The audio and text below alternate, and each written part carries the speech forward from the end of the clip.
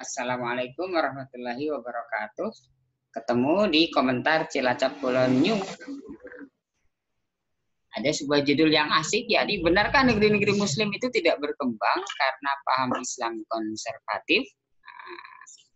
Kemarin Wakil Presiden Ma'ruf Amin mengatakan sebagian besar negara dengan penduduk mayoritas Islam ini sulit berkembang dan mengalami ketertinggalan di bidang ekonomi. Pasalnya, mereka masih konservatif dalam menerapkan ajaran agama di kehidupan sehari-hari.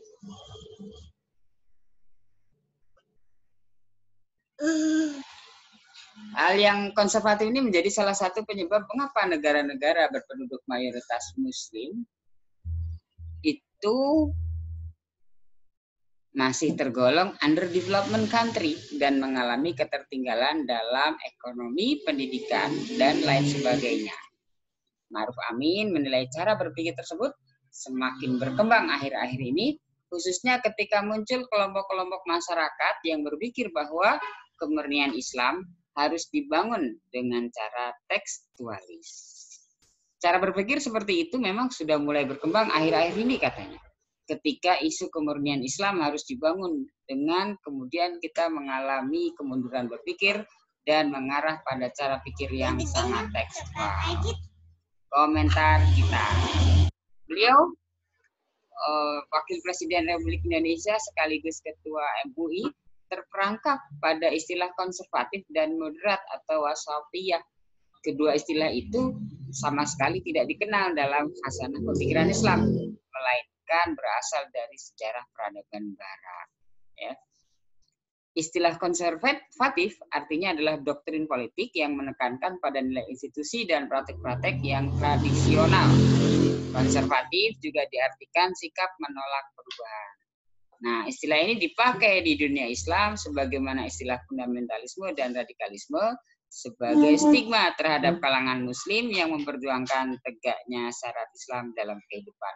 Inilah yang disebut dengan perang istilah atau harbul istilah yang dilakukan oleh Barat terhadap Islam dan kaum Muslimin. Padahal dalam istilah Islam yang dikenal adalah istilah Muslim, fasik, dolim, dan kafir.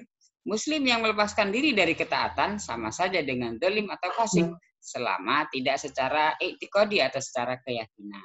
Sementara bila dia meyakini melepaskan diri dari ajaran Islam, jatuhlah ia pada kekufuran. Alhamdulillah ini.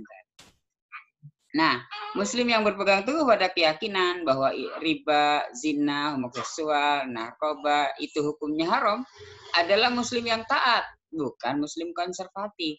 Sementara Muslim lain yang misalnya dia menerima eksistensi kaum LGBT, mempraktekkan riba, membiarkan perzinahan, itu tidak disebut sebagai Muslim moderat, tapi itu namanya orang fasik. Nah, namun bila mereka menghalalkan LGBT, riba, perzinahan, maka itu bisa saja menjatuhkan dia pada kekufuran. Ma'ruf Amin juga melakukan kesalahan fatal dalam menganalisa sebab kemunduran atau tidak majunya negeri-negeri kaum Muslim yang dikatakannya karena mayoritas Muslim berpaham konservatif. Padahal seharusnya ini kesalahannya ada dalam beberapa hal. Yang pertama, faktanya di seluruh dunia hari ini tidak ada yang menerapkan Islam secara kafah, mulai dari aturan ibadah, perekonomian, sosial, hingga politik. Hanya sebagian kecil hukum Islam yang diberlakukan di banyak negeri kaum Muslim. Lalu apa indikasi Indonesia mundur karena paham konservatif dominan di tanah air? Bukankah kalangan yang menduduki jabatan pemerintahan dan dewan justru dominan dari kalangan Islam moderat, bahkan nasionalis sekuler? Bukankah partai pemenang pemilu adalah PDIP dan presiden yang terpilih juga dari PDIP yang notabene bertolak belakang dengan kelompok 212 yang sering disebut sebagai radikal. Tapi justru hari ini Indonesia kian terpuruk kondisinya. Neraca perdagangan defisit, impor makin menggila, TKA terus masuk ke dalam negeri, dan utang luar negeri melejit hingga 6.300 triliun. Apakah ini karena paham Islam konservatif? Yang kedua, kesalahan Pak Wapres yang kedua adalah kemunduran negeri-negeri kaum muslim ini bukan disebabkan oleh ajaran Islam, tapi oleh diterapkannya sistem politik demokrasi di alam kapitalisme. Demokrasi telah melahirkan banyak kepala daerah dan pejabat, juga anggota dewan yang korup.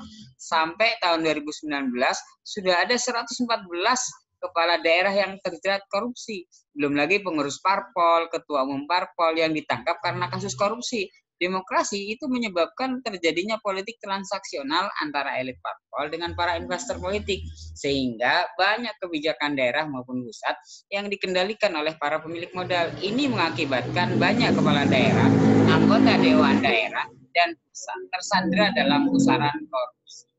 Demokrasi juga menyebabkan terjadinya dinasti kekuasaan, mulai dari daerah hingga ke pusat dan ke dalam partai politik. Bahkan jabatan-jabatan di daerah juga di parpol dipegang oleh pasangan suami, istri, anak, menantu, karib kerabat, dan sebagainya.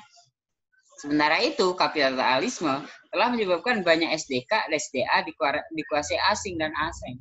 Indonesia itu tanahnya sebagaimana dinyatakan oleh Syafi'i Ma'arif, dikatakan 80% dikuasai asing, 13% dikuasai konglomerat, sisanya 7 dibagi untuk 250 juta jiwa warga Indonesia.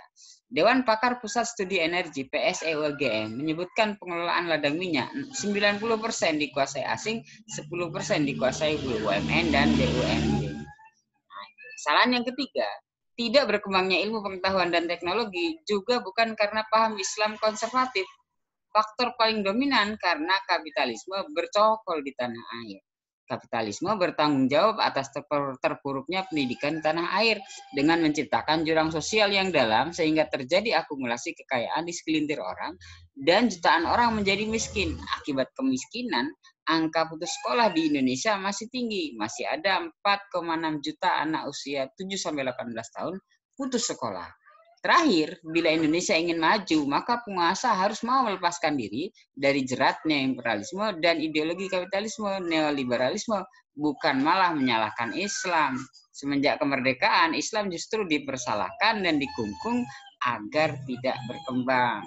Bila kini Wapres menyalahkan Islam konservatif, itu adalah sikap buruk muka, cermin dibelah, menyembunyikan ketidakmampuan dan kegagalan pemerintah dengan menyalahkan Islam.